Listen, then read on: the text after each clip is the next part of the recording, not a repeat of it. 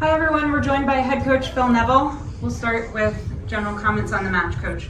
Yeah, well, I feel a little bit half disappointed with the way the last 15 minutes went. Proud of their efforts over the first third of the season. You know, you're breaking it down. We had a real poor start. We had to take some criticism.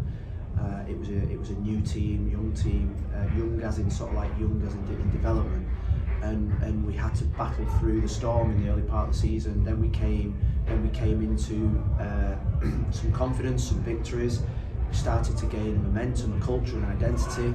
And I thought tonight was a massive game for us, probably our biggest game of the season in terms of finishing off the first third of the season now before we went to the international break. I think it would.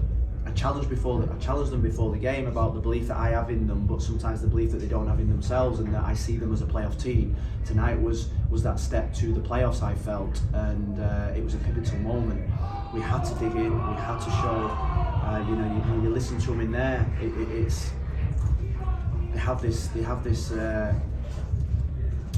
have this great quality that they actually quite like each other. They actually like spending time with each other. When we tell them to go in and rest, they all stay out on the pitch and actually have a laugh and a joke. And that really, to me, is more important than some of the technical and tactical bits, is that they really enjoy being together. I wasn't happy with the last 20 minutes. I'll take responsibility for that a little bit with the substitutions. I tried to inject some energy. I felt that they were on the last knees. How Motta got through the minutes that he did, I'll never know. He was yesterday. He was on his knees a little bit, but he actually called me this morning and said, "Coach, I want to give it for the team." So just didn't think that the substitutions worked at the end, but I think everyone was tired, and we had to ride our luck. And I think over the last 3 or 4 weeks, think about the little bits of luck that we've not had. Tonight we had a little bit of luck, and I'm super proud of them. So with a start for this team, and we can now just breathe a little bit. First question for Michelle. Hold on, Michelle, microphone. Oh. What does it mean you guys moved up to 7th place with this win, considering like a couple weeks ago you were 13th or 14th? What does it mean now to be up at number 7, kind of in the mix? I mean, I know it's early, but is that one of the reasons the team seems so happy inside there? Yeah, because the 5-6 weeks ago, I told them I wanted to win the league, and you know, sometimes you've got to set the bar that high that maybe they didn't believe it. I did, because I believed in them, and they looked at me in a funny way, which they normally do anyway. But I wanted to set the bar. I wanted to set the expectation really high. So tonight was for me is that I want to get in the playoff spot. That's where we want to play our football. I don't want to be climbing and climbing and climbing. I want us to be stabilised, and I want us to be consistent. And I wanted us to go into the break exactly in this position where we can feel good about ourselves, we can feel good about our work, and where we can get rewards for the work that we've put in and the consistency that we've put in. I don't think at this football club, I don't think we should be shy and saying the expectations that are required, the expectations that we demand, and that is winning, and that is entertaining, that is winning football games at home. We're building, this stadium's becoming a little bit of a fortress for us. You know, for the last 2 years that's not been the case, and the demands that we're going to put on them is huge. We have done already, and they're responding to everything I say they want to do, and it's a great place to be as a coach. Phil, the first half you guys played pretty good soccer, pretty good football, created some chances, got up to the lead, but then they get back into the game off of a corner kick that to me looked like you guys kind of fell asleep on. Is that what you chalk up their goal to, Portland's goal to? Is it just shutting off for a second? They're not doing the job. You know, the substitutions subs going on, not doing their job, and that's why I'm a little bit frustrated, because the last 10 minutes just I didn't enjoy. It wasn't us, and I wanted more control, and I got it. I got that we were a little bit, you know, we were gassed a little bit, but that goal put us right on the back foot when it was a simple organisation of players not doing the job, players not concentrating. When you're tired, you've got to do your job, you've got to concentrate, you've got to do the simple things and basic things really well. And one or two of the players that went on didn't do their jobs that we asked them to do. So that's the disappointment, because that's what we asked of them before the game. We didn't want anything out of the order. We just wanted them to do their jobs and finish the job off. And you know, I think the way that we are at this football club, we're in a good position. We've won a game tonight against a really good team that qualified for the final last year, but we still demand better, we still want better. And now the breaks come at a good time where people like McVeigh, Lowe, Yedlin, who have been running on empty for the last few weeks, can really regroup, and we can get them 5-6 days off. Hey Phil, you mentioned you weren't happy with the last 15 minutes. Do you think switching to a back line of 5 had to do with it? Because we saw a bit of confusion there when you switched the line to back line of 5. And what's your intention with it? Well, what were you looking for? We go to a back 5 most games. It's our system. It's our game management system. I actually think it's one of our best systems in terms of the players understanding it. We worked it all pre-season. It suits the players we've got in midfield. I wanted to get control. They went to a back 5 as well, so I wanted wing back to wing back. I wanted to spread the pitch.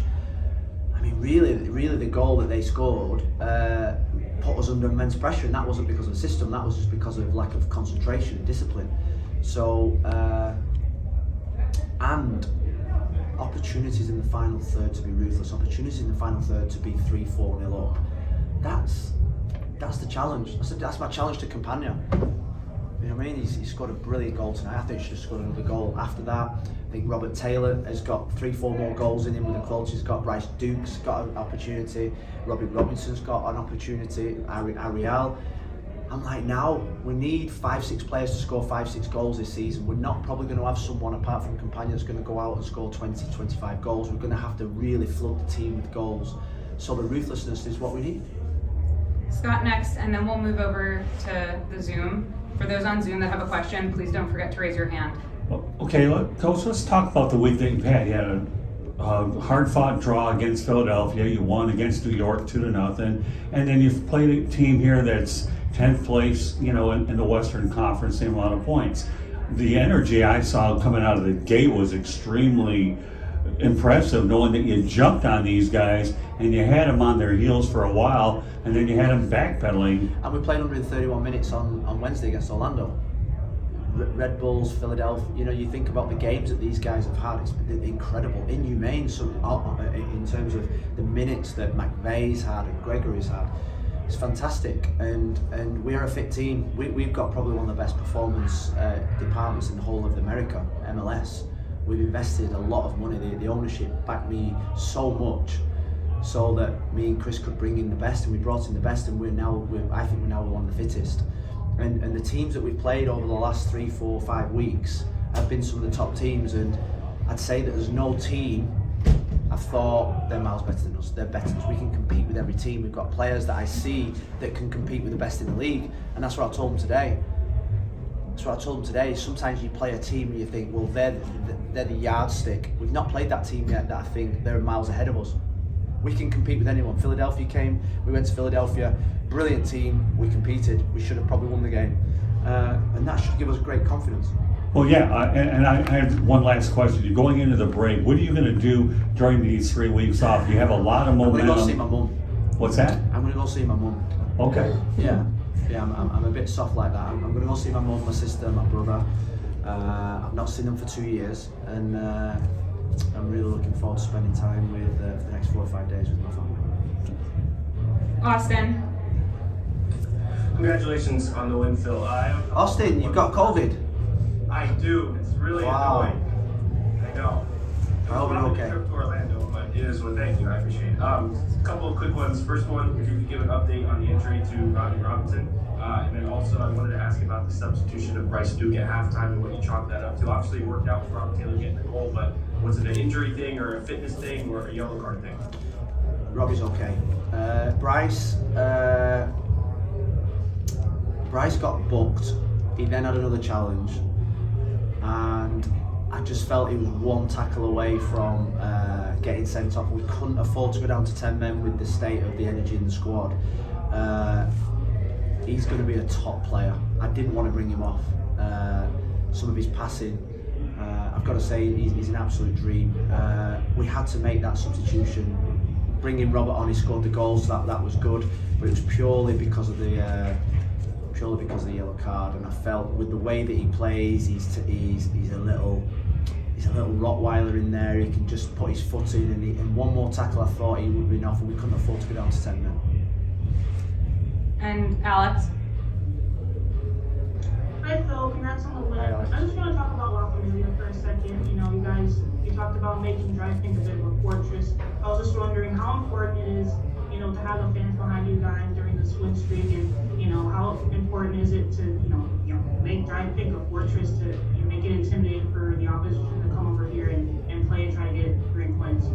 Well, we think Fort Lauderdale here, that the stadium we've got, the humidity is our X factor. People coming down here and it's 32 degrees, the humidity. You look at what it did to New York Red Bulls last week, a team of high intensity, and they just couldn't quite muster up the same kind of energy. So, when I came into this football club, me and Chris sat down, and Chris played for the Fusion here, and straight away he said, we've got to make this our X factor. The weather is part of our X factor. We train in it, we're used to it, we're acclimatized to it. And this year we've made that sort of like our own. You see the players are getting stronger in games when the other teams are having to make substitution after substitution. Our fans are incredible. We're the luckiest team ever to have such a loyal fan base. I think now what my appeal to the other people around Fort Lauderdale and Miami is get down to the Drive Pink, because I think there's something special happening at this moment in time, and I want to see this stadium full. We have the nucleus of a brilliant set of supporters. Now they need to tell their friends and their brothers and sisters and their aunties and uncles, and we want to make this next home games against Minnesota. We want to fill the stadium. We want the stadium full. We want it to be rocking like it is, because this stadium is intimidating, with the lights and the songs and the way that they never stop chanting is our number one best thing, and it's what the players love doing, playing at home. I have one more. I want for Michelle on this last question. Okay, I want to ask about Leo Campana. I mean, he was named to the Ecuadorian national team tonight. Yeah. You had said when he got here, he wanted to score goals, be noticed by the Ecuadorian coach. Can you just talk about him right now, where he is, and getting that call up tonight? We're super pleased with him. The Ecuadorian coach came 2 weeks ago, had watched us train, had lunch with me, Chris and Leo. Loves the kid. He loves him, and when you meet Leo, you fall in love with him because of his personality, his nature. He's the politest, most humble boy. He's obviously been brought up the right way. And he's scoring goals, and number 9 at this moment in time, he's banging form, and he's really highly thought of. I think there's so much growth left in him. He was angry to come off today, which I was just going to ask you about that. He was like, pissed, yeah. He only looked at me with one eye, which was quite funny. But it's part of his development. He's had a tough couple of weeks, and we wanted freshness on with Gonzalo, and he's going to be really good for us. And now it's his reward to go away with the national team. He's playing in America, so he's not much travel, and we wish him all the best, and we hope he gets his opportunity to make his Ecuadorian international debut. I think is it? Has he played for the national team? Yes. Okay. We hope he scores goals. Thanks, Coach. One game's here too. One of the games is here at this I stadium. didn't think it had been announced, so I didn't want to say that, but It is. They did announce it, Cape Verde, yeah? Cape Verde, yeah. Robbie good? 100%? Robbie's good.